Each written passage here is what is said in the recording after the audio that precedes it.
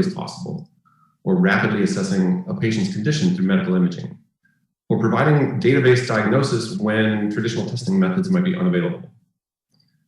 At deeplearning.ai, we think of our role as empowering our community of developers and business leaders, people changing their career trajectory, all of you, to be part of the AI transformation that's happening across so many industries. In today's event, we'll learn from a panel of experts about how they see the state of AI in healthcare today and how it will transform the future. We'll also be celebrating the launch of our new AI for Medicine Specialization, which went live just hours ago. The specialization is a 3-course series designed to give you, the AI practitioner, an introduction to some of the practical tools you'll need to start applying AI to healthcare scenarios. We'll be presenting a sneak peek into the courses and an exclusive mini demo with the instructors at the end of today's event, so stay tuned. Our agenda today will be an opening address by Dr. Eric Topol from Scripps Research, followed by a panel discussion and Q&A session with Dr. Topol, Dr. Lily Peng from Google Health, Dr. Andrew Ng from deeplearning.ai, and Pranav Rajpatar from Stanford. Andrew Ng will then offer some closing remarks, and we'll finish with the course demo. We are live streaming on YouTube, and we encourage you to post your questions for the speakers in the chat window, and we'll be selecting some of those for the Q&A sessions later this hour. Without further ado, let's welcome our first speaker today. We are honored to have Dr. Eric Topol with us. Dr. Topol is a professor of molecular medicine and is the founder and director of the Scripps Research Translational Institute. In addition to being a physician and a scientist, Dr. Topol is also a best-selling author. His most recent book is called Deep Medicine: How Artificial Intelligence Can Make Healthcare Human Again. And we strongly recommend this book if you haven't already read it. It's a great honor and a pleasure to welcome you to this forum today, Dr. Topol. I'll turn it over to you now. Thanks so much, Ryan and Andrew, for inviting me to join you, Deep Learning AI, and applauding your efforts in this whole educational initiative, and especially now getting into the AI medicine healthcare realm. I'm going to try to do a very brief overview of where things are. I'm going to just get the slides to go here, and hopefully you can see them. Let's see. Okay. Share. So are they showing all right? No. Yes. Oh, good. So I wanted to get in, as my assignment was real-world applications in medicine, and of course I'm only going to be about a 10 or 15 minute overview, and if you want to go in much more depth, Ryan mentioned the book as well as a review paper I had in Nature Medicine. And the first point about this is that the data for each individual, each human being, is now overwhelming. And this, of course, is really taxed the ability for any healthcare professional to get their arms around understanding any human being. It's not just, of course, the genome, as was depicted by that Nature cover. It's also the physiome, because we have sensors that are getting continuous data, wearables from almost every system in the body. We also have the gut microbiome, which has got the ability now for metagenomics to understand that we have private species, that is sequence of various microbiota in each of us. So these are just some of the layers that make each of us unique, truly unique. And of course, that pairs well with this whole drive towards individualized or precision medicine. So these many different layers that can be defined for each person generates an extraordinary amount of data. I only touched on a few of these layers, and this is that deep phenotyping, which will allow us to do far better than we do today in preventing illness, as well as managing the illnesses that people get over time.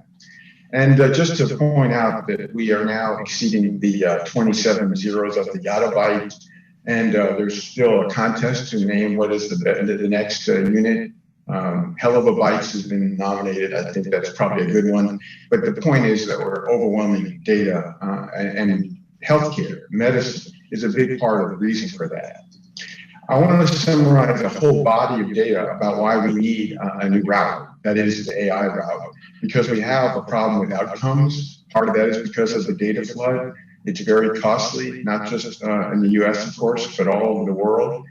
There's a very substantial error rate, 12 million or more diagnostic errors in the US alone that are serious. Lots of waste, a lot of extra testing and procedures that are done unnecessarily, very little time with patients, and there is a lot of burnout. It's a global epidemic among healthcare professionals.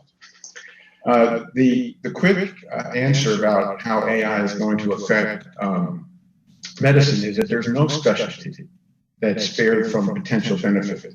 And this includes not just the medical specialists, but nurses, pharmacists, paramedics, palliative care, everyone.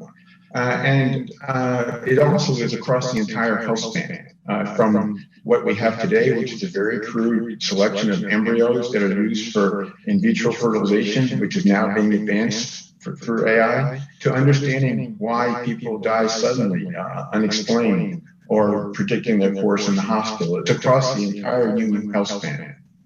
Now, we're talking about applications that are medically relevant. This one is not medically relevant, but it tells the whole story in a way of the exciting potential. It's work from Google, Lily Peng's group, who you'll be hearing from in a few minutes. And the point about this is that if we show a retinal picture to experts, that is ophthalmologists, and we ask them, is this a male or a female retina picture? The chance of them getting that right is 50%. But a deep neural net can be trained to show 97 or 98% accuracy. There are indeed better ways to determine gender than a retinal picture, but the point is how the powerful way of using hundreds of thousands, if not millions of images to see things, if you will, that human experts can't. And that gets to a real world application is the chest X-ray, because a lot of work that's been done by Pranav and Andrew about the chest X-ray. But the point being is many things are missed, as was shown in this paper, where there was a cancer that was missed in the review by the radiologist that was picked up by the convolutional neural network.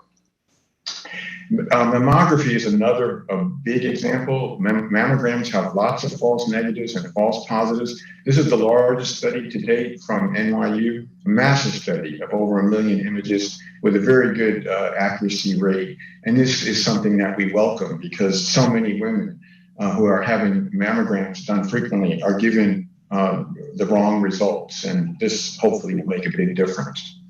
But beyond just the accuracy, it's also about getting the scans done with better quality, that is sharpening the quality in a much less time. And this is some practical advance that's already FDA cleared. There's now a few of these different companies that have taken images, whether it be CAT scans or MRIs, and make that so much quicker and better quality images from using neural networks. An example just from yesterday is this week is from cardiac magnetic resonance imaging. And the fact that this could be done so fast, almost in real-time interpretation, is astounding because normally this would take potentially hours to be able to process. Now this perhaps is amusing. This is the smart toilet that was just published earlier this month from Stanford. And the smart toilet that has all sorts of cameras for stool and for urine. And a lot of people reacted to the anal print scan and another sign of our unique fingerprints, if you will. But I thought this was interesting because when I tweeted about this very impressive paper, the person who I thought was interesting to respond was Jan LeCun, who, as you know, invented the convolutional nets, and he wrote that they're going down their toilet for the good of humanity, literally, not figuratively. But it's really interesting, the medical applications of that are not yet known, but the triumph of being able to have real-time monitoring of urine and feces as they're being delivered in the toilet is pretty astounding. Now, getting back to more common things are skin lesions, particularly those that could potentially be cancerous. And Andre Esteva and the group at Stanford did the first major work published in Nature. And the point is that there's been many studies now that have shown that you can set up a neural net to have very high accuracy determination of skin cancer from photos. And even smartphone photos, but there is no app yet available for consumers to be able to preempt the need to go to a dermatologist or know when they should go for having a biopsy. Hopefully that will be soon.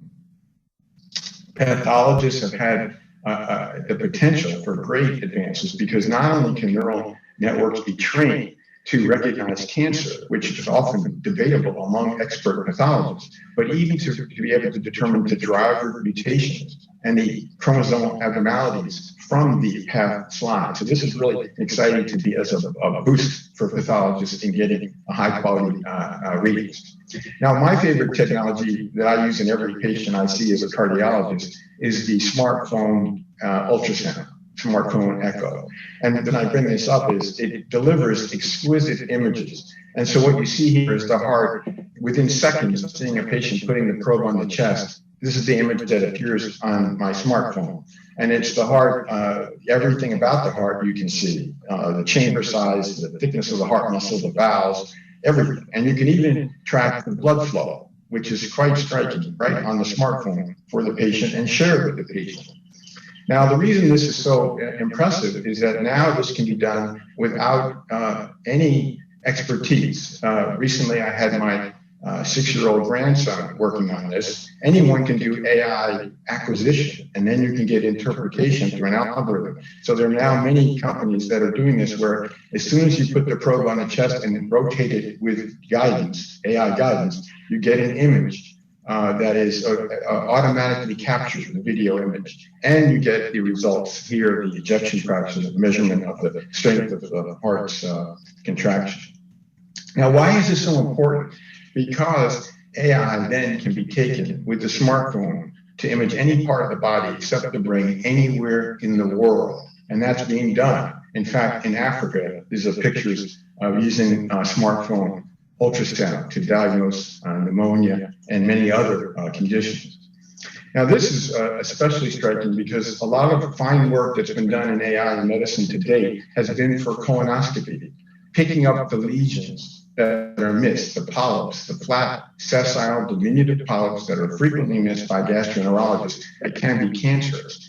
And this video from Japan shows not only picking up the lesions, but also using neural nets that were trained to tell whether it's likely to be cancerous, which helps guide whether a biopsy should be done or not done. With every biopsy, there's a small risk of perforation of the colon, so unnecessary biopsies need to be avoided. The eye has had intense work, as I mentioned, with the retina, but also all eye conditions with AI. And there's really no eye condition that there hasn't been some work at this point. It's really striking. The ophthalmologists have been very aggressive in pursuing AI applications. The one from yesterday was in the New England Journal, and it was about detecting a swollen optic disc, which is a very serious condition that could lead to blindness and can be missed. And here you see is that centers from all around the world contributed data to find a very high accuracy algorithm determination of papilledema. So that's exciting because that may help emergency room doctors in the future and non-ophthalmologists in picking up a condition that otherwise could be missed. Now, speaking of the eye, the work that Lily Peng and her team at Google eventually led in diabetic retinopathy to now have this available in supermarkets. This is the ability for a person with diabetes who normally, half of them would never get screened for diabetic retinopathy, now can just have their system that's been approved by the FDA. It's the subject of a randomized prospective trial to determine with high accuracy whether or not a person has diabetic retinopathy through an AI algorithm. Doesn't require an ophthalmologist, doesn't require even a doctor. So it's really a pretty nice advance. And then one other thing I wanted just to mention about the real world medical applications is related to intraoperative diagnosis of, this is in the case of a brain tumor.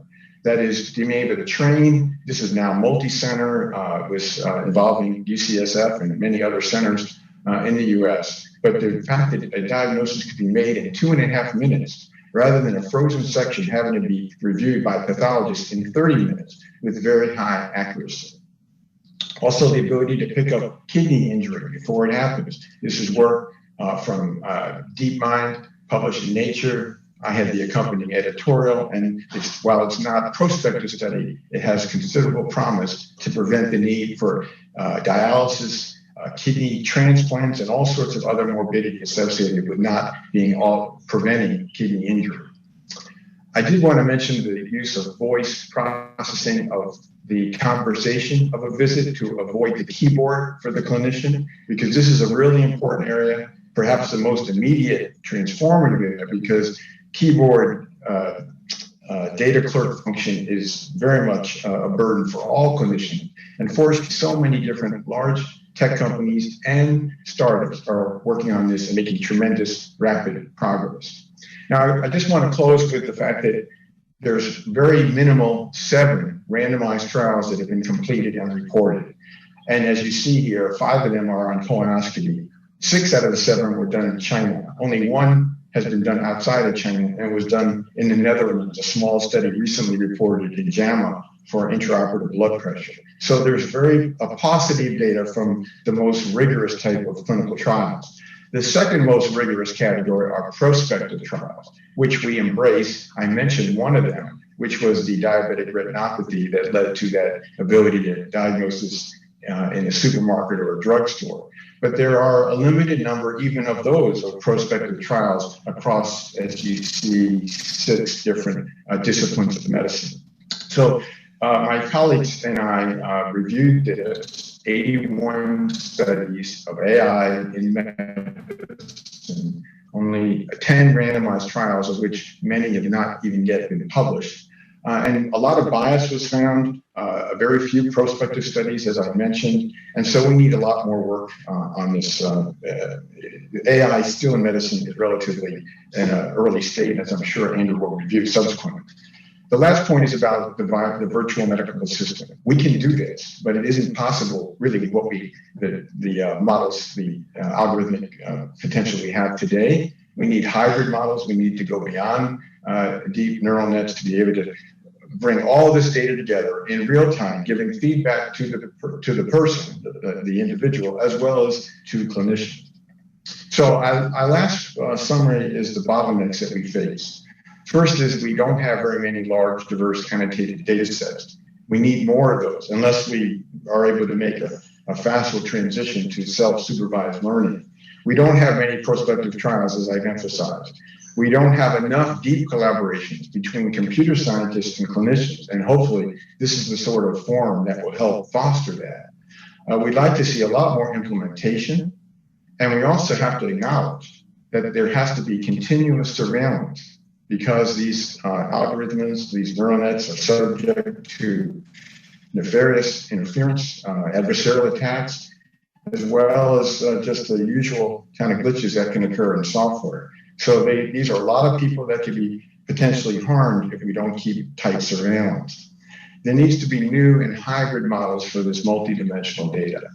So the last thing is a quote, which I hope is the one that can leave you with for our further discussion. Machines are not going to replace physicians, but physicians using, and this is clinicians in general, using AI will soon replace those not using it. So let me stop there and turn it back over to Ryan. That was fantastic. Thank you very much, Dr. Topol. It makes me think that while people say AI for healthcare or AI for medicine, and it sounds like a neat and tidy thing, it's actually this entire space that has so much diversity, both in the kind of problems you're trying to solve, but also in the kind of solutions that might be possible. So thanks very much for that.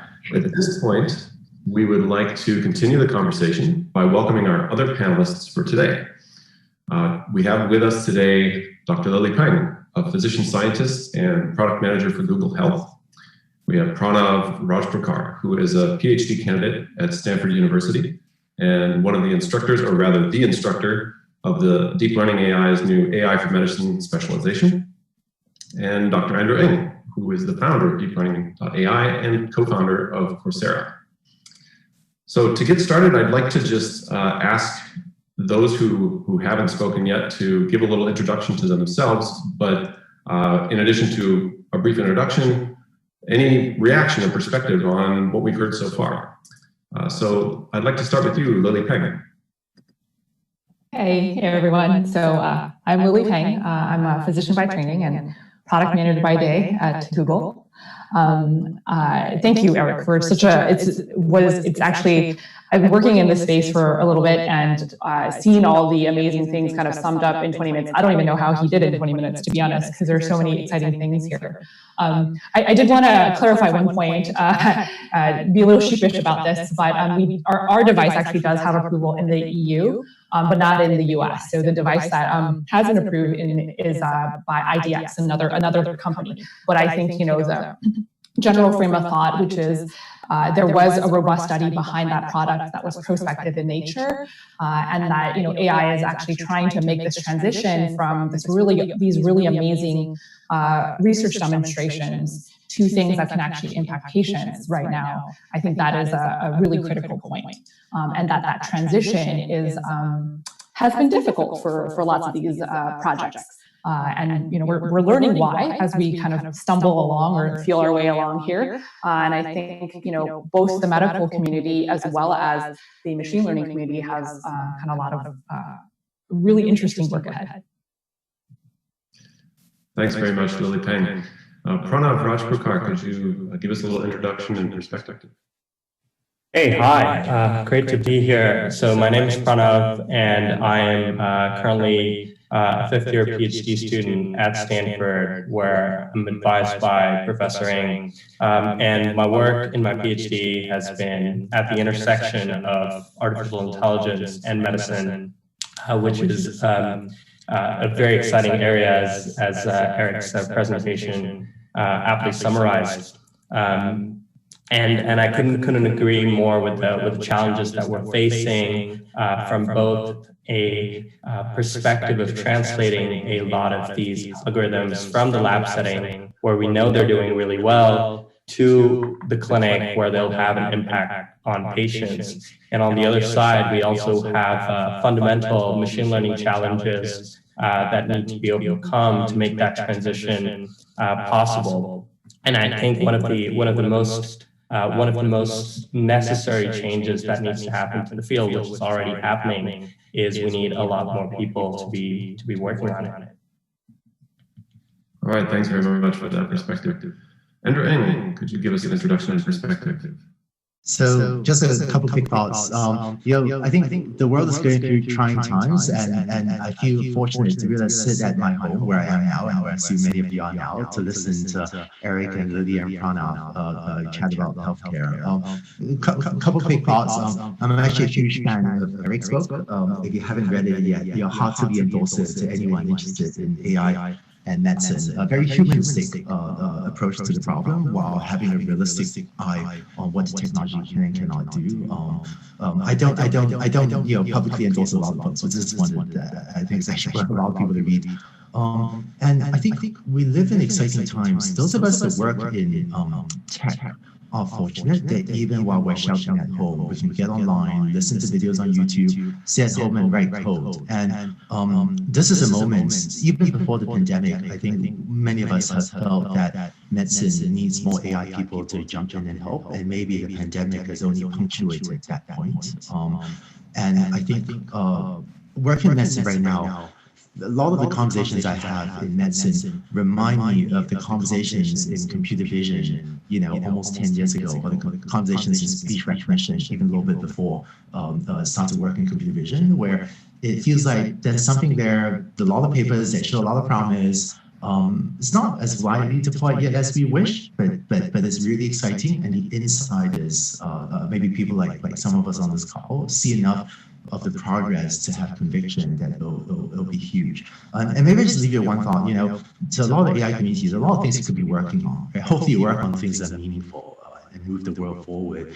But if I look at the crazy amount of effort that some people, including me, have worked on advertising, the amount of completely insane systems we've built, to serve more relevant ads.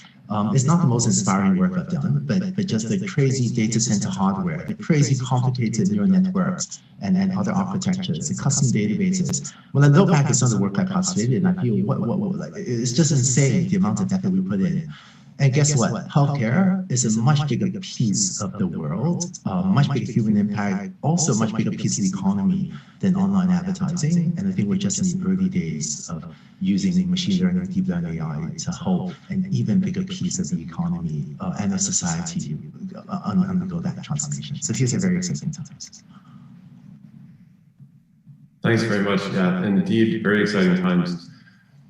What we'd like to do now is take the next 20, 25 minutes or so, and I'll be asking some questions of our panelists. And while I will be directing my questions to a specific person each, I'd like to encourage any of you on the panel to jump in and offer your own input on the conversation. So I'd like to start with a question for you, Lily Peng. So I come from a family with a number of healthcare professionals, and I feel like I have some visibility into that world. I sort of am able to witness them talking shop. And now that I've been living in Silicon Valley for a while, I have friends and colleagues in the AI space. But I get the sense that there are relatively few people who can really exist in both spaces, or who sort of span that gap, like you do so clearly. So I'd like to get a perspective from you on being a physician and a scientist, as well as product manager at Google, and author of many papers in the AI for healthcare space. For the audience we have gathered today, many of whom might be interested in finding their way into AI for healthcare, AI for medicine, what can you say about the current challenges in the field and the opportunities that exist right now for someone looking to get into this space? Oh, yes, that's a good question. Also somewhat loaded. I think one of the really interesting things reflecting on being I think one way of framing my job is as someone who kind of can function in both worlds, right? And then function in the tech world and also function in the healthcare world. Another way of framing it for me for a long time was feeling fish out of water in both worlds. And so the joke was I felt like I was a penguin waddling amongst other birds and feeling like, you know what, I can't fly like they do. And I look ridiculous because I'm just waddling. And then at some point realizing that I was in the wrong medium, that you look at the fish and they're swimming and they're awesome and, having fun in the water. And you're like, I was actually just in the wrong context. And that if you ever see a penguin in a zoo and you see them swim underwater, it's amazing. They're majestic creatures underwater. They just look ridiculous on land. And so I think there are other folks who probably are a little bit like me, where they've grown up in one cultural context, or like for me, grown up in medicine. But really think about connecting to other places. And I would imagine a lot of folks who are taking this course kind of maybe feel a little bit like that, is that they have a strong, rich history in one discipline, but they have this curiosity and this idea that if you can pull or push innovation in another area, that you could actually do pretty amazing things by combining the two. There's like a meme, why not both? And that's kind of how I think we kind of get started. I got started. And I think the other thing is that the more I've been kind of part of this journey, I guess, if you want to call it that, is the more I found other penguins, actually Dr. Penguin, but I found tons more other folks who kind of felt the same way. And I think that encouraging these other folks to actually, dive in literally and really try to, bridge these gaps and these differences culturally, as well as, linguistically and just even the way that we approach problems. I think bridging that is going to be pretty critical going forward. So. Thanks very much. That is a really interesting metaphor. I can totally visualize what you're talking about with the penguin on land versus the penguin in water. A question for you, Eric Topol. You have been writing for quite some time about how the digital revolution will transform healthcare, and more recently how AI will transform the field. I'd be curious, when did it first become apparent to you that this transformation is coming? And has it unfolded the way you expected, or are things already quite different from what you'd imagined? Well, that's a great one, Ryan. I think it's been clear over the past decade that medicine wasn't making the change from an analog to digital world. And the thing that had occurred, and which has been such an abject failure, was electronic health records. And so while that's been going on, we've been seeing all these other ways to understand each person at levels that are unprecedented. And the problem we were seeing was accumulation of data that was basically being stored. And so now we have the ability to deal with that. And the problem that you're getting at is that the medical community is very resistant to change. I've used the word sclerotic or ossified. And the problem we have is that here we need change. And we haven't had that much. I mean, the implementation has been minimal. Mainly it's been about radiology algorithms that are, helping images, but not very much. So hopefully the threat of the change, the loss of control, the willingness to embrace digital technology, even though the first foray of that with electronic health records has been so bad, but hopefully we can make it up now with the good things that digital and AI tools can bring to the clinical community. Can I jump in? I know it's strange. Eric's a great doctor. I'm a computer scientist, not a doctor.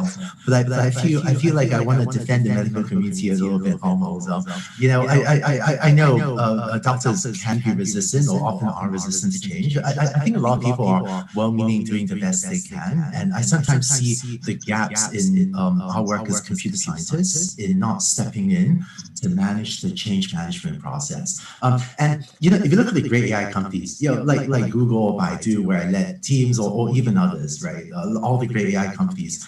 Frankly, Google was very resistant to deep learning 10 years ago, and there was a big change management process that had to be implemented at Google, where we ran pilot projects.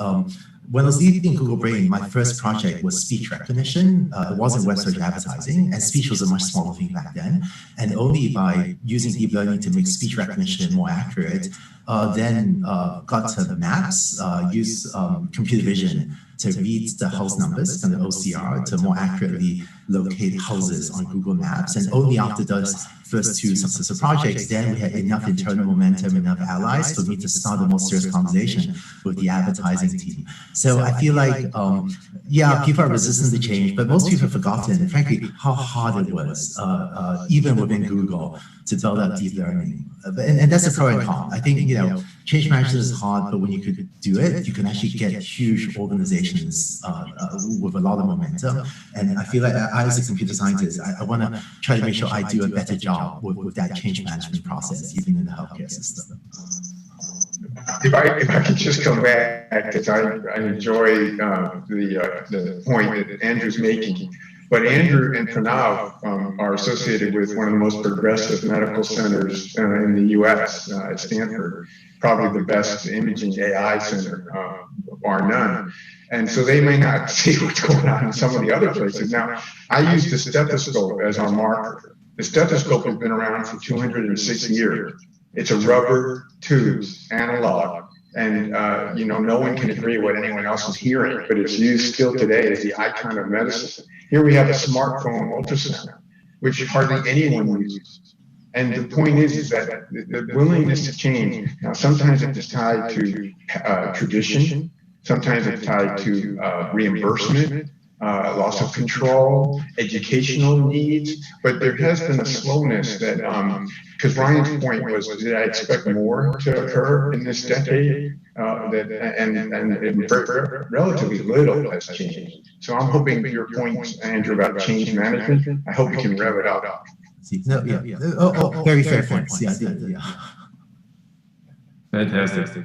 I'd like to, speaking of Stanford, ask you, Pranav Rajpakar, you're currently a PhD student at Stanford, and you, this is, as mentioned, a university which is world famous for its healthcare departments and facilities, as well as the AI research being carried out there. You're sort of bridging the gap between these two areas at Stanford. I think it'd be exciting if you could talk a little bit about the kind of cutting edge stuff that you and your colleagues are working on at Stanford right now. Like, you know, what's going on at the premier university in the space.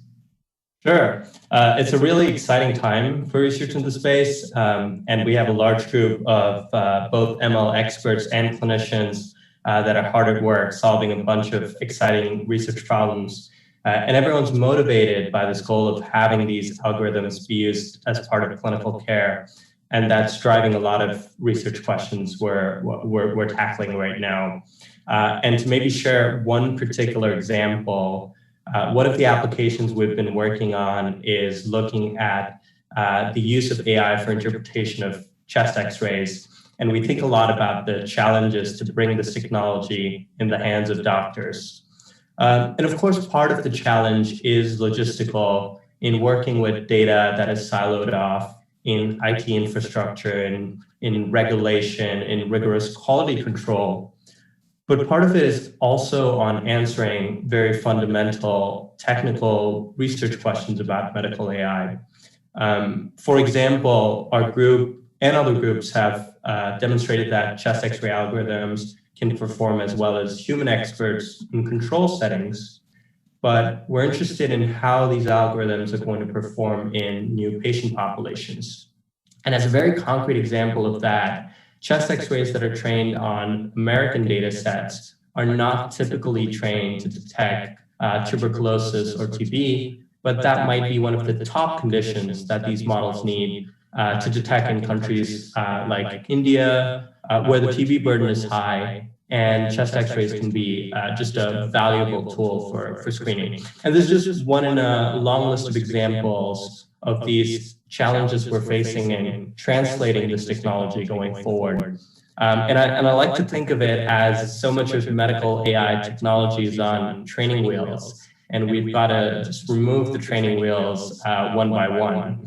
And we're trying to make it possible for others to build on a lot of work that we're doing by making the data sets we're building publicly available and getting the broader and growing community thinking about these top challenges around how we can reduce the labeling time and the expert time required for building these models, how we build machine learning methods that are not going to break, and how they're going to interact with clinicians going forward. Thanks for that perspective. That's fantastic. I'd like to follow up again with you, Lily Peng, about what you already started describing as this kind of communication bridge that you've the space that you've been working in both healthcare and AI and tech. I've noticed that you published articles with titles like "How to Develop Machine Learning Models for Healthcare," or another one called "How to Read Articles That Use Machine Learning." And it sounds like maybe the first one would be for people that are more in the AI space looking for how to apply those models to healthcare scenarios, and maybe the latter would be for people in the medical space trying to understand what it means to have a machine learning result in a paper. So I'd love it if you could just talk a little bit about what it means to bridge that communication gap, and what are really the biggest challenges in facilitating effective communication between the two communities.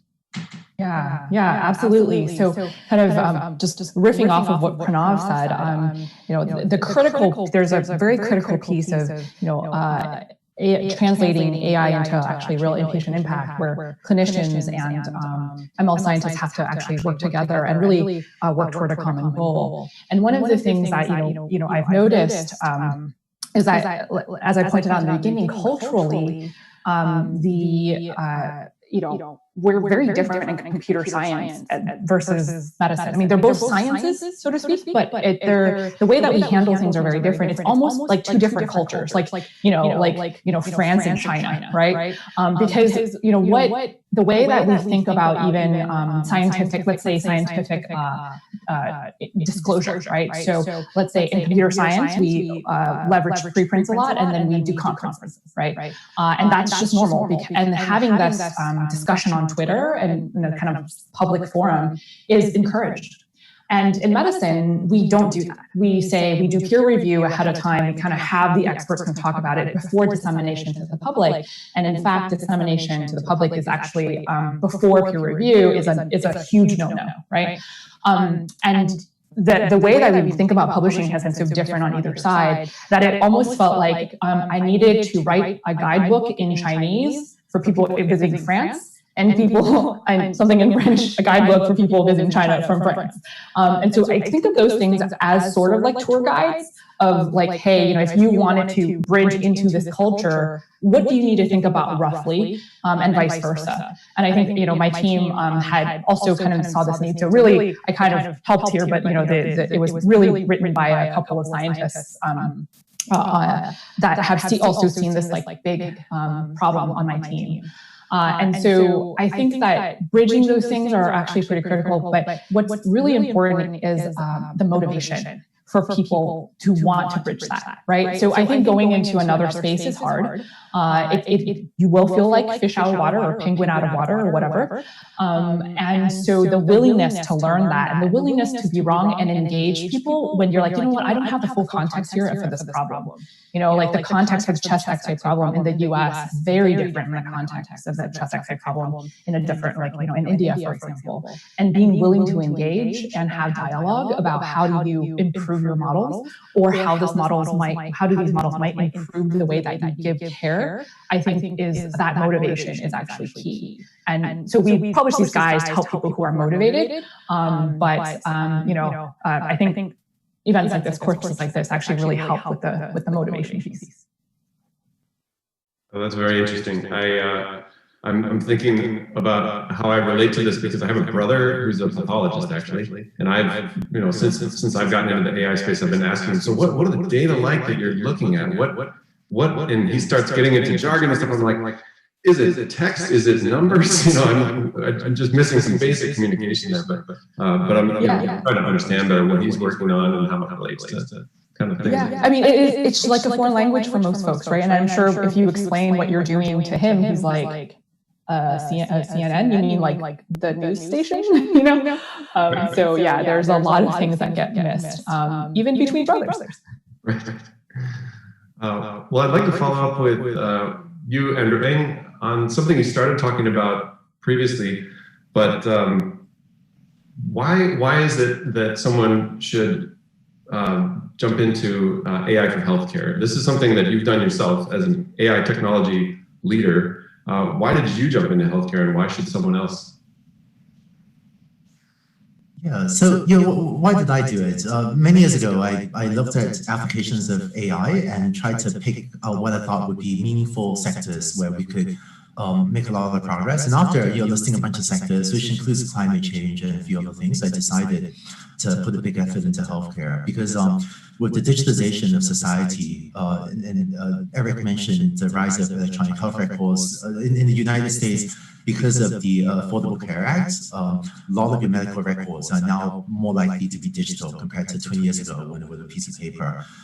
In the United States, your X-ray is much more likely to be a digital image now rather than a physical piece of X-ray film. This is actually less true in other countries, in developing economies.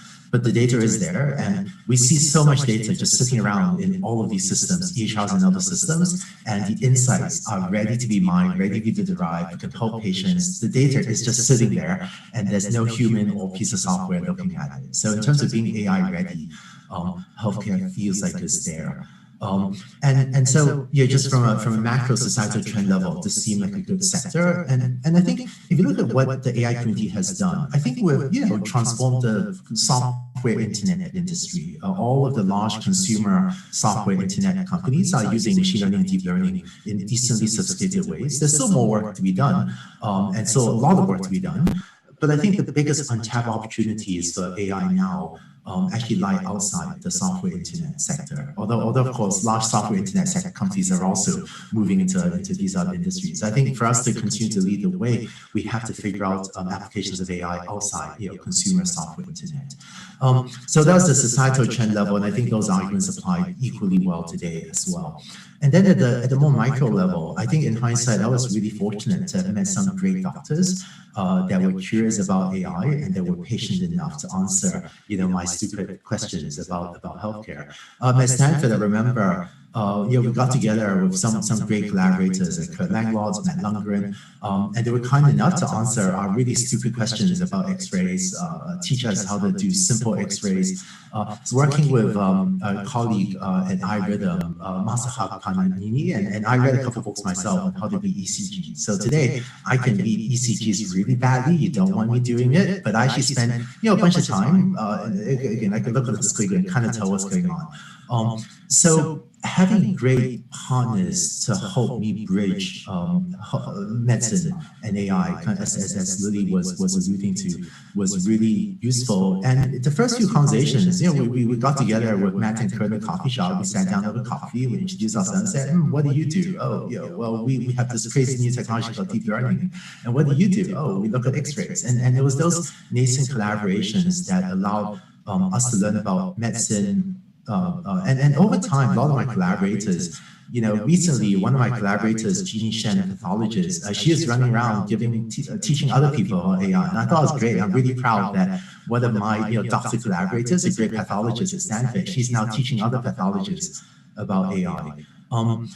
One thing I wish I had 4 or 5 years ago when doing this was, I actually really wish if 4 or 5 years ago, if I wasn't searching online for a book on how to read ECGs and trying to figure it out myself in a very raw way, frankly, if the AI for Medicine specialization had been around 4 or 5 years ago, I think my life would have been much easier. But I think I was fortunate to set up great collaborations and then start to write papers, gain momentum, and then keep doing this back then. But I think it still feels very early. I think we all have conviction that this will be a big sector, maybe even larger than online advertising. I hope even larger than online advertising, but it is still much smaller today. But the future looks very exciting. Wow, yes, indeed. It sounds very exciting to be in space right now. I'd like to follow up with you, Eric Topol, on your book. The subtitle is How AI Can Make Healthcare Human Again. And I think most people would probably assume that AI will actually make healthcare less human somehow by replacing certain functions of a human doctor. So for anyone who hasn't read the book, what do you mean by that? And when did healthcare become inhuman, and what can AI do to bring back the human element? Well, that's my favorite question, Ryan, so thanks for asking. The key point I think that most people miss today is the degradation of the human element in healthcare and medicine.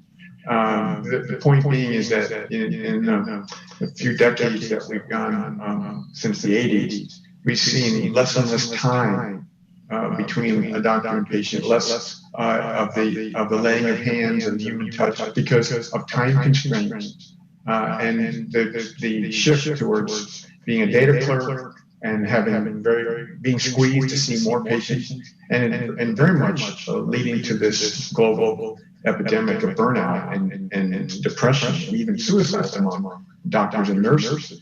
So to me, the greatest contribution that AI can make, while we want to see accuracy improved and speed and proficiency and efficiency and all those things, but what we can do is actually bring in bring back the human side of medicine. It's been degraded terribly, but if we can get the gift of time, which I think is the most overarching goal here, if we can reestablish that, get medicine to where it should be, we will see a total different change in the morale of the medical community, and patients will feel that they're being looked after and they'll have that trust and presence and the bond that we used to, of course, was a precious part of our lives.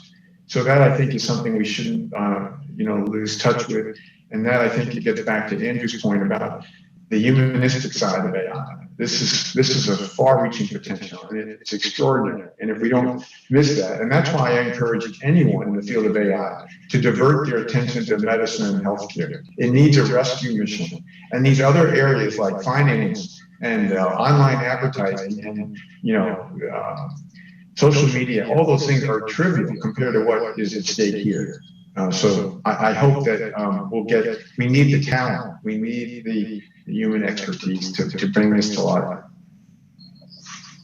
That's very exciting. Hopefully a lot of people online are finding, getting a lot of great information and finding that inspiration to figure out how to get connected to this field. I'd like to ask you, Pranav Rajpakar, we've mentioned the AI for Medicine Specialization a couple times that is launching today. You designed it, you're the instructor. It seems like, as we've heard, there are just so many things that you could be talking about when you're talking about AI for medicine. So how did you actually go about choosing what to focus on or what to use as the examples and assignments in the course? Yeah, that's a great question. And we read a lot. In Professor Ng's lab at Stanford, I was fortunate enough to spend my time as a PhD student studying AI for medicine and collaborating with many clinicians in the medical school and learning about and tackling research problems at this intersection. And when we were working on these research problems, it became clear that there were special ML toolkits that were necessary to successfully employ them to solve medical problems, but these were not covered as part of any machine learning course.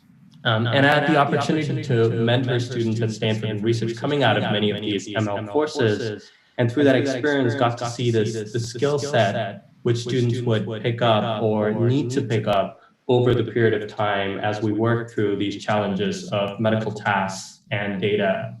And part of the motivation for the course was the realization that this learning could be systematic and enable a much larger set of machine learning practitioners to be able to apply their skill set to medical AI. And so when we were designing examples to include, we were selecting problems that were really representative of the skill set or the technique required for a certain problem setup, whether that's diagnosis, which we cover in course 1, prognosis in course 2, or treatment and information extraction that we cover in course 3. And so we designed these learnings into the course, just making the exercises and content as close to the real world setup as possible. And so in the course, we're going through building models to identify disease from medical imaging, predicting the future course of a disease from lab values, looking at estimating the treatment effect on individuals, extract labels from text, among other things. In fact, some of the assignments that we have in the course would have been novel research projects not too many years ago. And so we believe that the skills that we're covering the course will be relevant and fundamental even as the field evolves and advances. Excellent. Thank you for that summary. At this point, we would like to turn to answering some questions that have come in online over the time that we've been speaking. And so we'll be going in no particular order, but some of the questions have been shared with me already. And so I'd like to take those questions and pass them to one of you, but also, again, other panelists, feel free to jump in. I think one I would like to ask you, Lily Peng, the notion of explainable AI seems like it really is important in the field of AI for healthcare, because people don't want an algorithm that's a black box making decisions about life and death or other very important things.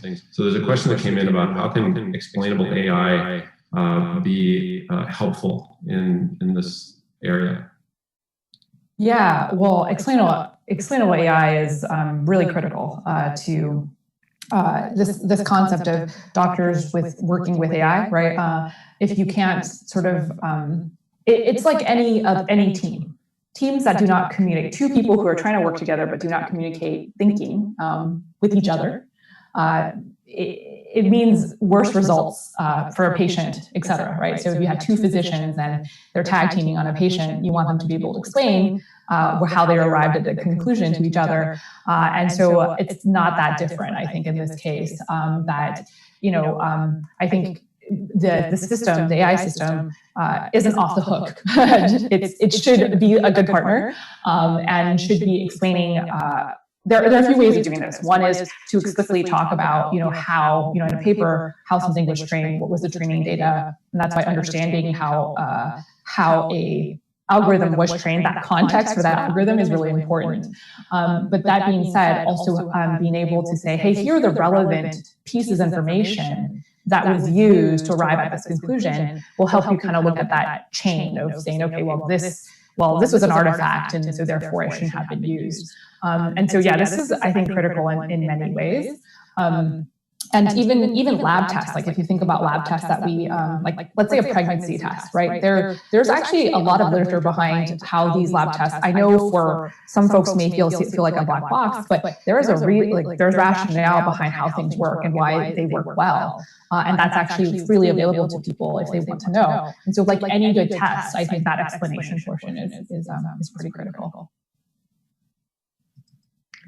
Thank you for that. That makes a lot of sense. Actually, can I tell a story about?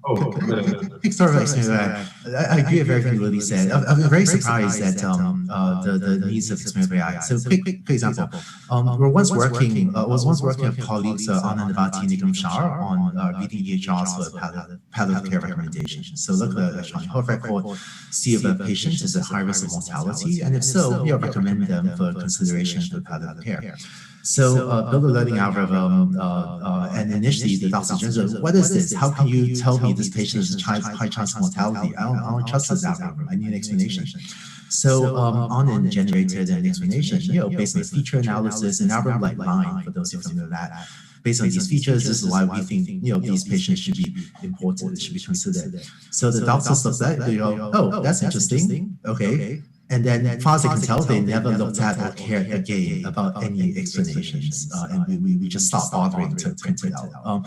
So that was very interesting to me that they needed the explanation not for day-to-day decision making, but they wanted to look at it to just gain faith that whatever we were doing was reasonable enough. And then the doctors, Steffi Harmon and the collaborators, just trusted their own judgment, that they didn't really care why we recommended certain photos for them. So I think explanation is very important sector. The discussion on explanation sometimes gets really confusing when we lose sight of the purpose of the explanation. So when I built explainable AI, I often just step back and said, all right, what's the purpose of this? Who needs this information? And then that clarifies the path forward. And the solutions explain something to machine learning engineer versus to just reassure someone we're being reasonable, or to help us find that there's a problem, or to help people make day-to-day decisions. Those techniques are actually very different. And there's this huge bag of techniques that's gotten mushed together and explainable AI. And I think we need more clarity separating them out for the different purposes. Yeah, I agree. That's such a good point. I actually can even think of another thing to add to that, which was just finding new features that are relevant in the algorithms that we're making, right? Showing that this is actually more accurate in prognosis, for example, and then doing the explainable AI to actually figure out the features as a way of scientific discovery is yet another way that we use explainable AI that's very distinct from the other ones. So yeah, I think being more clear about what we're using it for that's such a good point. Thanks. So that seems like it could be the topic of a much bigger discussion. I'd like to ask you, Eric Topol, the question that seems to be at the top of a lot of people's minds right now, given that we're in the middle of a pandemic, is what are the advantages of AI in a time of a pandemic like this COVID situation that we find ourselves in right now? Yeah, I think it's actually extraordinary how AI could play a big role going forward. So firstly, to point out that we're looking at least a year and a half, if not 2+ years of cycles of this pandemic, where unpredictable places around the world will start with an outbreak. We already know, it's been shown in the US, that having a smart thermometer can be a way to localize where an outbreak is going to happen before it starts to really spread. And there you can get in and start doing testing, isolation, contact tracing, all the things that are the best practices of prevention of an outbreak. So that is the first step, a smart thermometer, but also we launched an app detect study where smart watches, that is Fitbit and Apple and all these smartwatches, we can capture their data. And we've learned that resting heart rate can predict. We saw food better than the CDC model, and we think it will work well for COVID-19. The other things, of course, is many digital ways for surveillance, which will help guide testing. Because right now, the whole idea is, we got to test everybody. Well, that's a little hard to do in countries like the U.S., where there's 330 million people. We could hardly test anyone for the first 2 months after this arrived in the U.S. by community transmission. The other thing I'm really excited about with COVID-19 and AI is the whole idea that we want to keep people out of the hospital. And just yesterday in the Wall Street Journal, there was a report of hospitals in the country that are already keeping their patients at home on these devices that get continuous vital signs.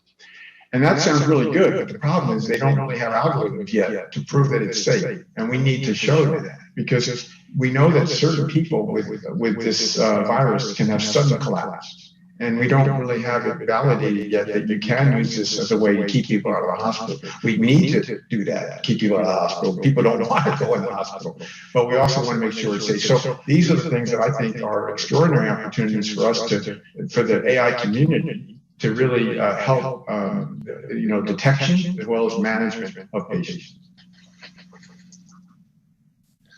That's very interesting. Yeah, I don't think, at least I hadn't ever thought about the possible importance of not just convenience of being able to stay home and monitor yourself rather than be at the hospital, but actually the critical importance of that in a situation like we're in right now. Pranav Rajpakar, I would love to follow up with you on a question that came in that is around what are the best resources to stay up to date on all this stuff. It seems like if you, just from what we've heard so far in this forum, there are so many things going on, so many directions you could go. What can you recommend in terms of blogs, journals, other resources out there that would help you get up to date and stay up to date?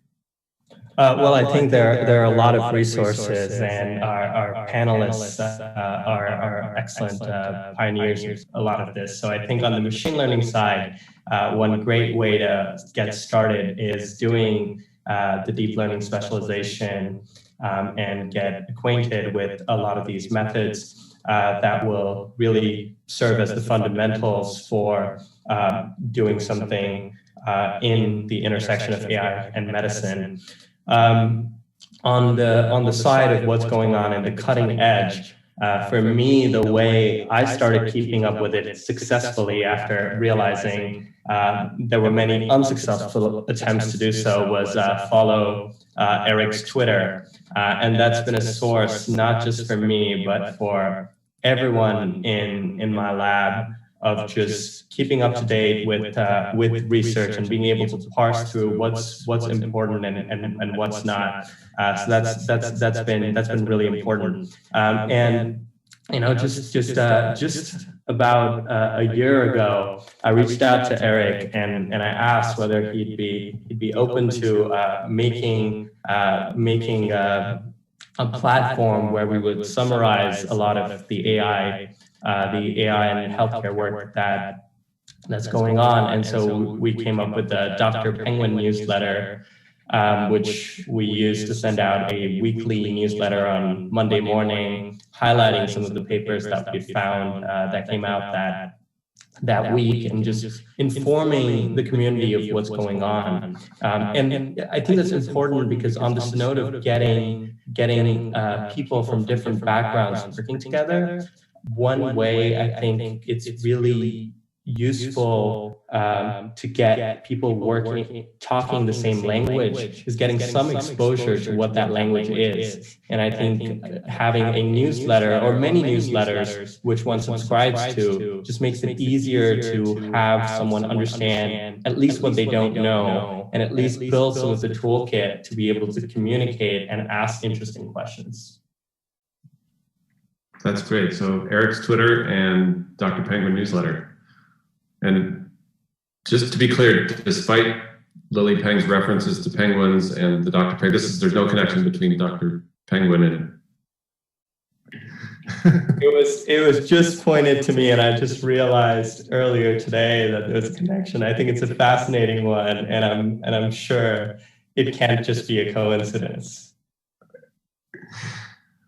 You want to add anything, Lily Peng? I take the fifth. Fantastic. Well, I'd like to ask you, Andrew, this question that came in that I think is probably at the top of a lot of people's minds out there, and it's how do I, as an engineer, or I, as a practitioner of AI, demonstrate competence to actually get hired to do this kind of work? If I want to show the world that I know what I'm doing and I will be valuable to their team. Yeah, thanks for that question. Two things. I think the recruiting world, corporations have become pretty good at truly understanding someone's level of skill and your ability to do something. So, I think in some disciplines, it's about who you know rather than what you know and what you can do. I think in AI, our interview processes are actually pretty good that if you're really skilled, you're subject to geography and visa and stuff like that, which is really unfortunate. But if you're really skilled, then on average, you have much better opportunities. So I think recruiters look for two things. One is a broad base of technical skills. Things like the online courses, right? Deep learning, machine learning, and so on, actually help get you that broad base of technical skills. And the second is concrete project work. Fortunately, unfortunately, there are sometimes people that are very good at taking tests and doing coursework, but don't have the skills to actually make stuff work. And so the second thing that recruiters look for is concrete project work. So I find that I do my best work not when I'm just thinking about theory, but I'm also thinking about concrete applications, such as, this is really weird thing in chest X-rays, right? And Pranab, who's a real leader that worked with Pranab for a long time. And then figure out, maybe we should use this weird technique called CAM maps to help visualize what's going on when you train a content. And it's often this is really Pranab's work I'm talking about. There's really these concrete applications that over the last many years has helped pull my own research forward. And so I would say, take courses to build foundational skills, but then also don't be shy, don't hesitate to dive into the application area and build concrete, working, valuable AI systems, because that will deepen your core technical skills and also is how you gain some of the most valuable skills that will help you with your career. I think, and actually one of my friends, Kian Katan Farouche, who leads Workera, has been very thoughtful in come up with standardized testing for AI. It will help this. I hope we can keep on finding resources both to build foundational skills and the deep project work to help people find, really learn what you need and then get great jobs in AI. Yeah, so build projects that really demonstrate what you can do rather than, say, a theoretical background that you would attempt to justify otherwise. That's great advice. At this point, we would like to wrap up the Q&A session. And what we'll do next is invite Andrew Ng to wrap up this panel discussion portion of the program with some closing remarks on challenges in the field of AI for medicine. So at this point, I'll hand it over to you, Andrew Ng. Great. Thanks, Ryan. And it's really been great to be with you, Eric, Lily, and Pranab on this panel. So I think we all feel like there's a tremendous momentum in AI and healthcare. It's like you. What I want to do for this last portion is do something a little bit different. Just focus on the challenges I see ahead. I think, fortunately or unfortunately, some parts of the application of AI in medical applications has been tremendous optimism, but also challenges, but also problems that we need to solve. So let me I thought I'd do a quick presentation on some of the challenges. Sorry, are you seeing my view or the? Yeah, I think there we go.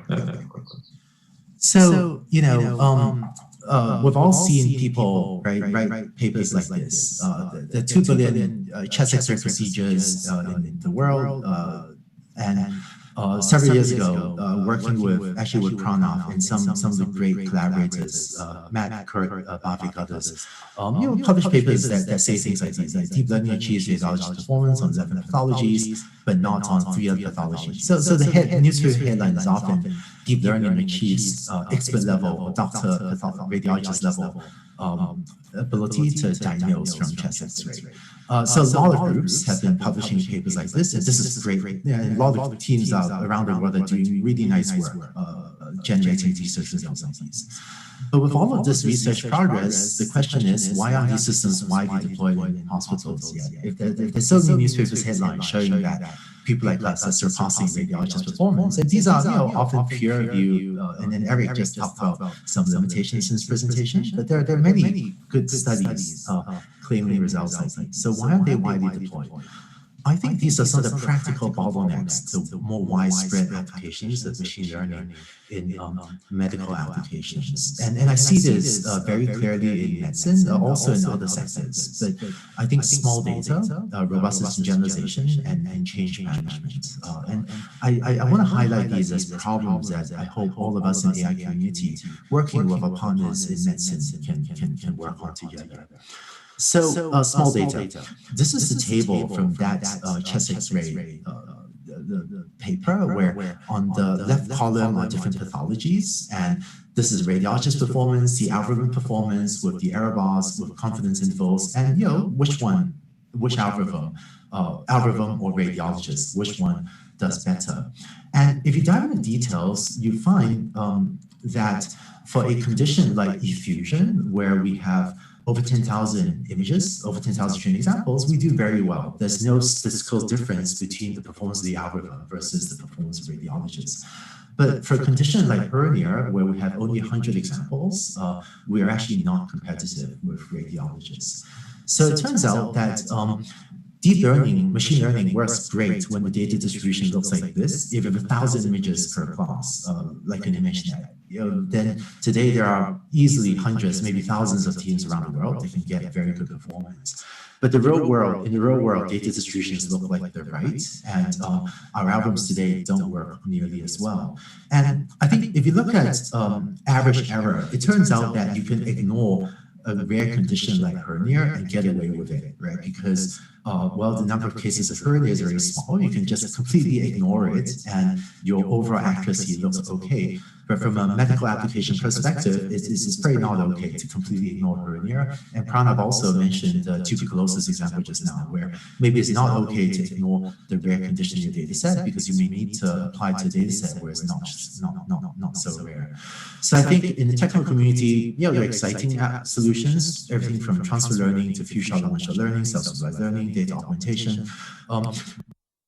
My team at Landing AI is getting really good results with synthetic data generation and data augmentation. But I think all of this is still, cutting edge of AI applied to many sectors, especially outside consumer internet. A lot of AI had grown up in large consumer internet companies, where if you have 1 billion users, you have very large data sets. But in medicine and other applications, there just isn't that much data. You may only have 100 X-rays of people with hernia, and there's no way to get more, in a reasonable cost. So we need better solutions that can work in these settings as well.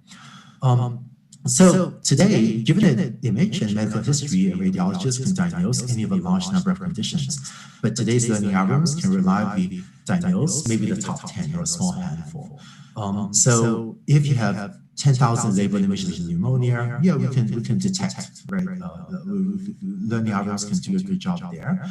But if you have a rare condition and 10 images from medical textbook human radiologists can figure it out, but learning algorithms cannot. So I think despite all the newspaper headlines showing that we're sometimes comparable, I think we're actually realistically still not yet there in a broader context when compared to human doctors.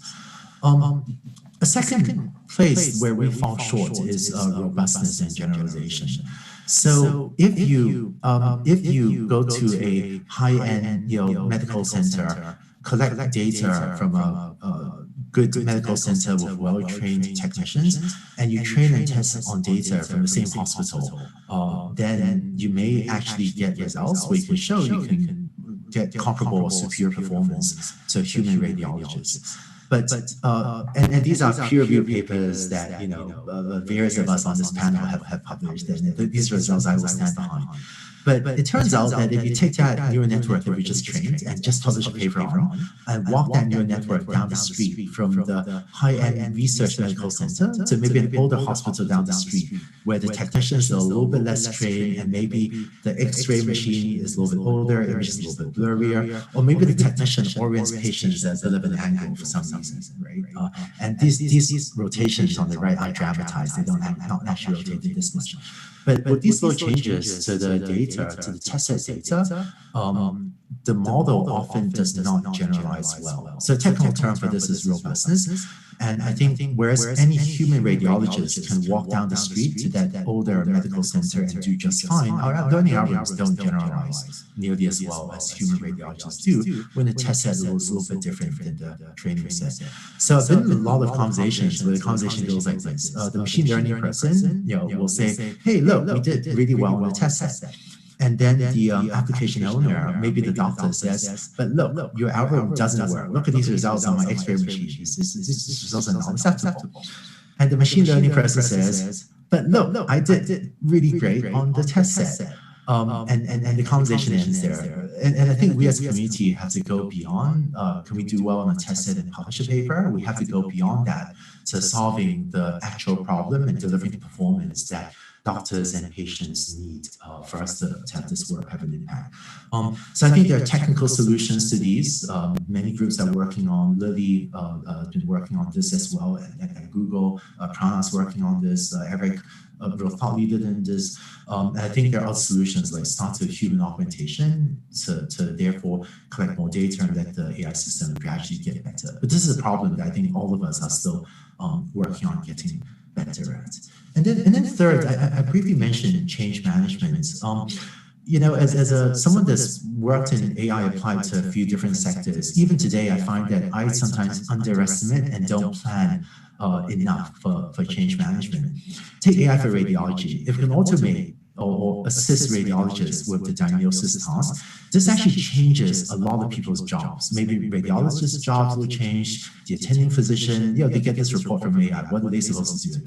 Nurses, medical coders, insurance, regulators. How do you get everyone to understand and embrace and hopefully adopt a new workflow? And if possible, try to make everyone a little bit better off. Most important would be the patient. I think when we work in medicine, the patient has to be at the center of everything we do.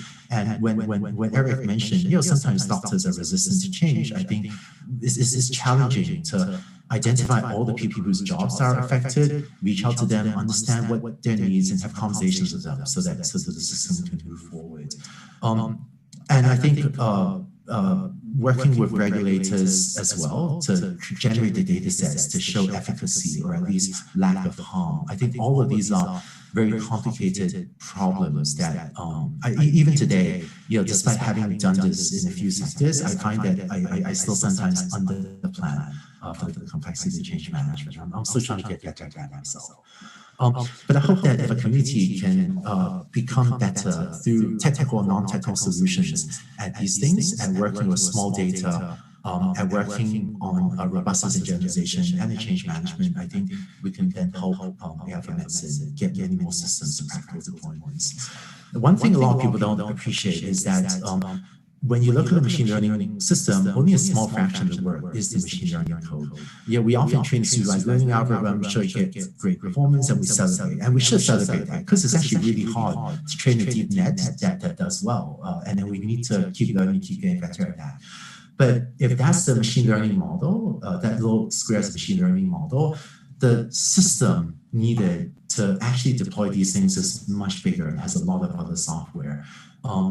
So I think there's often a huge gap between proof of concepts, the test set result you can publish, and a practical production system. So I spend a lot of time these days thinking about how to bridge these gaps and how to systematically do this. And I hope this is something that all of us as a community can become better at, to build the platforms and systems to enable the bridging this gap from proof of concept to production more reliably.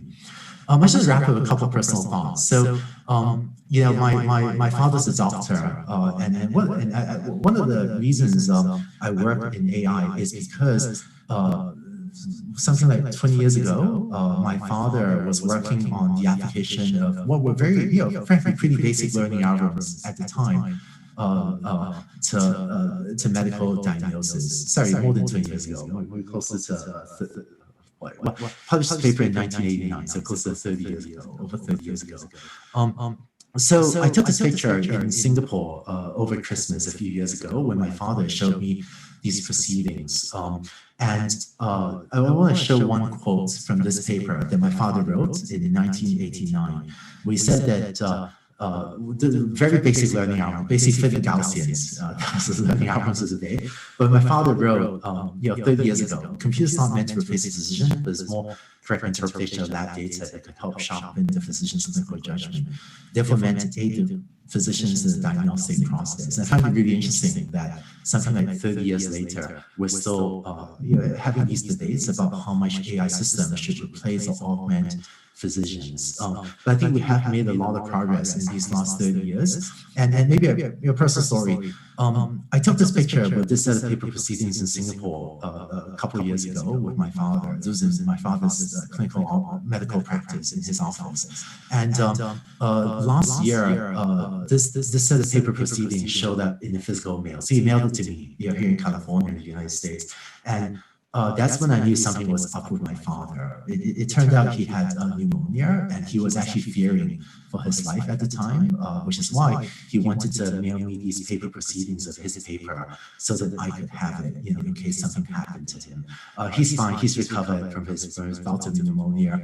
But today, this set of physical proceedings is probably my single most treasured physical possession. And the first thing I did was scan my father's paper, mailed all of my family members so that we'd always have a digital copy. But I think the reason I work in healthcare, the reason I even work in AI was because my father was doing this many decades ago.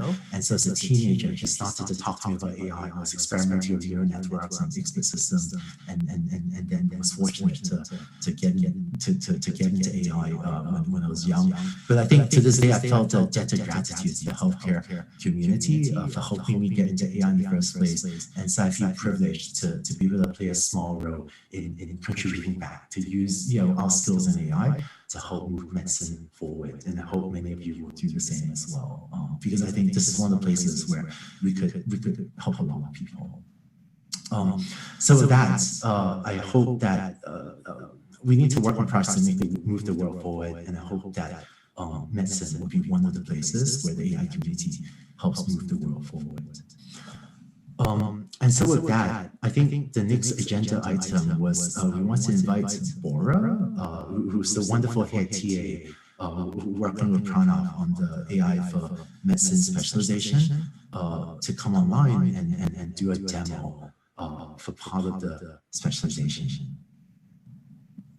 Hi, thank you for the introduction. I am Bora. I was the head TA in the course, and I was responsible for a lot of the programming assignments that you're going to be doing throughout the course. And so I just wanted to demo two of the models. One is coming from course 1, it's the X-ray diagnostic model. And then one's coming from course 3, which will come out later on, and it's part of the NLP extraction module of the course. So let me share my screen, and then I'm going to narrate through some of the demo. Can we see my screen here? Can we see the video? Yep, okay. So just a brief introduction.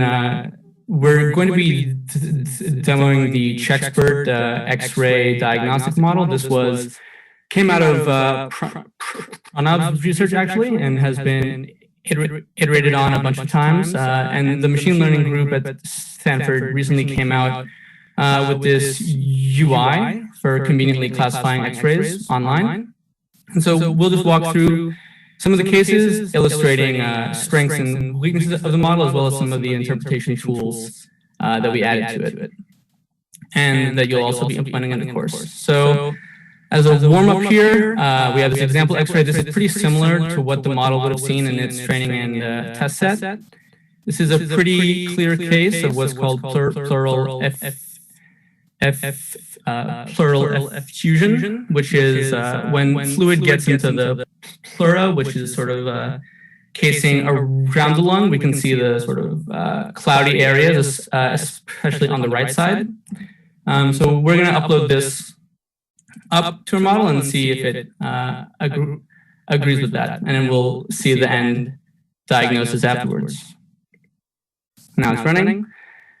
So let's talk a little bit about the output. So it outputs multiple cases, multiple categories of pathology. We see pleural effusion up there at the top, and the model outputs sort of probability. So it's extremely likely here, and it also outputs this class activation map, which Andrew mentioned earlier. So it's trying to communicate where the model was paying attention when it made that observation. And so it seems to be looking at the correct area on the right side of the lung. And me highlighting those things in the video. And then we can scroll down on the case to see what the actual diagnosis was, and the model was correct. So this was kind of a softball, very much in distribution. What we'll move on to next is this new data set of coronavirus chest X-ray cases crowdsourced by researchers at the University of Montreal. And I want to put a disclaimer: we're not, with this demo, recommending that Checkspert be applied to COVID diagnosis. We're more using it as a demonstration tool and trying to see how the model generalizes to out-of-distribution data. So we'll see what it does on this completely new data set of patients exposed to this completely new pathology here.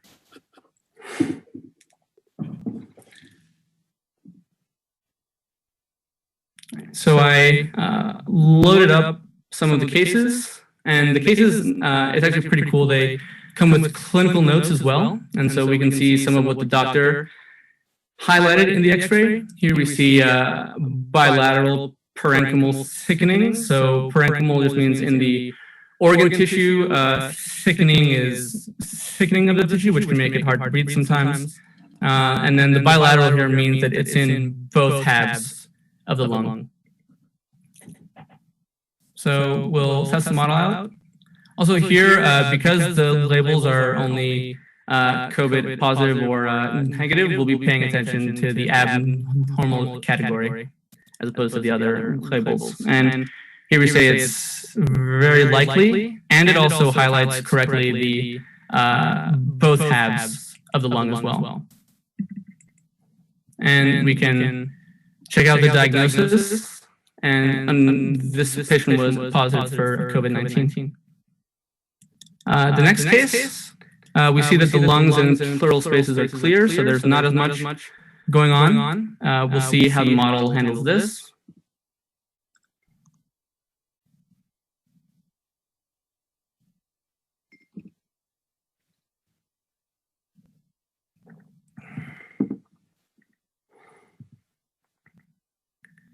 So, interestingly, it disagrees here. It says it's very likely to be abnormal, actually. But now the interpretation tool, the class activation map, might help us a bit. So it's highlighting a somewhat odd area, which is the upper part of the spinal cord. A doctor here might see this as a reason to cast doubt on the diagnosis. And here we see that what could be influencing the model output could be these surgical clips. If you see the tube there, And so it's important that this is an issue that really comes up in practice, is that you can't really control what kinds of artifacts are going to be in the X-ray, which makes having these interpretation tools extremely important. And so let's just confirm what happened by looking at the diagnosis of the patient. A minute. Yep, here I'm highlighting them again in the video.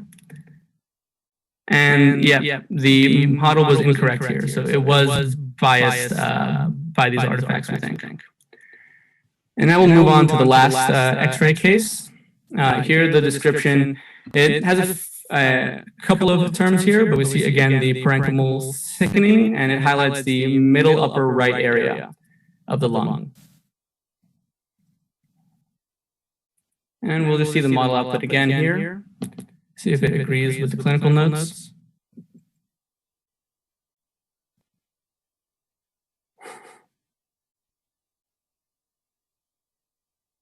And here it says again that abnormal is extremely likely, and it's highlighting the same area that had the doctor highlighted in the notes, and the patient is positive as well. So I hope that this illustrated the generalizability of some of the features, but also the importance of the interpretation tools. So now I'm going to move on to part 2 of the demo. And so this is going to be highlighting the NLP question answering tool. Wait a minute. Okay. The NLP question answering tool that you'll build in course 3. So this is using pre-trained NLP models to extract info out of unstructured clinical notes. Here I made this quickly put together UI. So you copy and paste your notes there, input your question, and then click Get Answer to get your answer. So again, we'll start out with a warm-up here. We'll use a random example from the Stanford question answering dataset. This one's about computational complexity theory. And we'll be trying to answer this question here, and hopefully it outputs the correct answer. So we'll input the passage into the notes section, copy and paste the question, and then get the answer. So this is going to take a few seconds to run here, but hopefully it gets the correct answer, which is computational complexity theory. And it does. So this was expected. This is very much sort of in distribution example. Now let's move on to something that is less likely to see in its data. So this is a sample of a clinical note from an echocardiogram consultation. Echocardiograms are basically ultrasounds of the heart. So we'll copy and paste this, and then ask it some questions that could be relevant, and see if it's able to extract that data. So the first question that we'll ask is, does the patient have any complaints?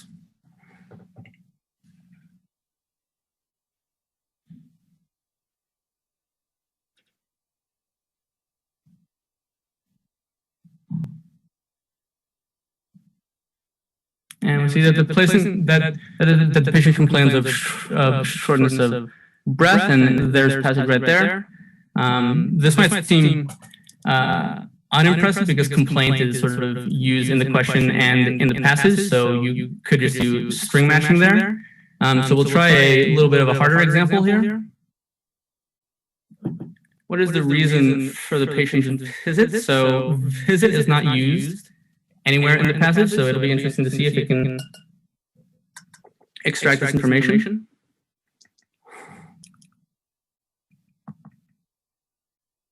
And we see that the reason is evaluation of abdominal pain and bloody stools, and it takes it from the passage here. So even though visit was not in the passage, the model was able to use context clues to try to find the right passage to look at, showing that it's learned something generalizable.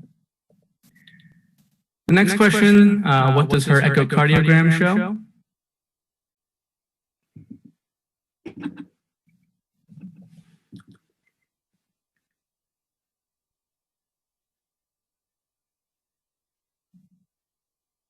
And severe mitral regurgitation and also large pleural effusion. Mitral regurgitation is a colorful term. It's basically when the blood goes in the reverse direction in the heart due to an abnormality with the valves. And again, it extracts sort of the correct piece of information. Also note that it doesn't include the word echocardiogram in the answer. It tries to get the shortest correct piece of information, which is part of the optimization of these algorithms. And our last question, does the patient have any pre-existing conditions? So this is a relevant question and could be difficult to find the answer to, given the buildup and disorganization and lack of organization of some clinical notes. And it says the patient has colitis and diverticulitis, which are digestive pathologies. It misses some information at the end here. It says she has shortness of breath and a heart murmur as well.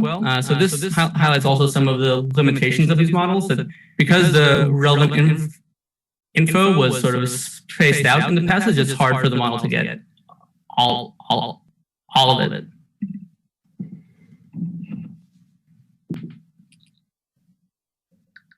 So next we'll try these on the clinical notes from the COVID-19 dataset. These should be especially challenging because they're sort of written in shorthand, have some spelling errors, so it should be harder for the model to get the correct information. But we'll again ask an important question: what are the patient's symptoms? Again, note that this symptom is not anywhere actually in the passage. And it says cough, myalgias, and fever. These are right at the beginning. So we see again that the model was able to model the long-term dependencies and context clues, just like a person would actually. Next, we can ask, are there any abnormalities in the lungs? So trying to extract the information from the X-ray by way of the clinical notes to create a summary. Lungs and pleural spaces are clear. It again extracts the correct information here. And now we'll move on to the last case and example.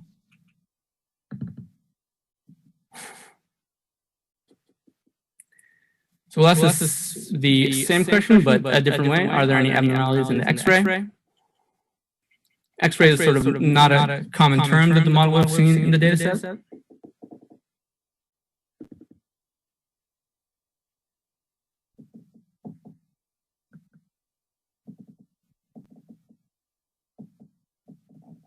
And it correctly highlights information about the radiographic investigation. So it's a nice example to illustrate that the model is somewhat robust to the phrasing of your input. Next, we can ask a question relevant to sort of present-day issues. Does the patient know anyone who is COVID-19 positive?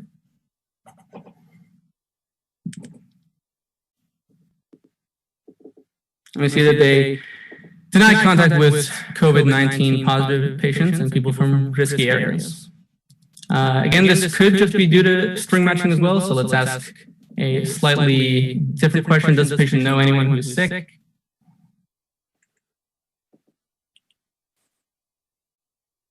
Let's see if it gets the same thing. Deny contact with COVID-19 positive patients again. Yep, so that's the end of that demo, just hoping to highlight the fact that these are powerful models that can extract information in an ad hoc way and from completely unstructured text. We didn't have to build models per question. We could just sort of plug in what came to our mind. And yeah, let me stop the share and hope you enjoyed the demo. Again, these are just two of the models you'll be building. In the rest of the course, you'll also be exploring stuff like CT scan segmentation, a bunch of prognostic models, as well as a lot of model and interpretation methods as well. So I hope you enjoyed. That's fantastic. Thank you so much, Bora.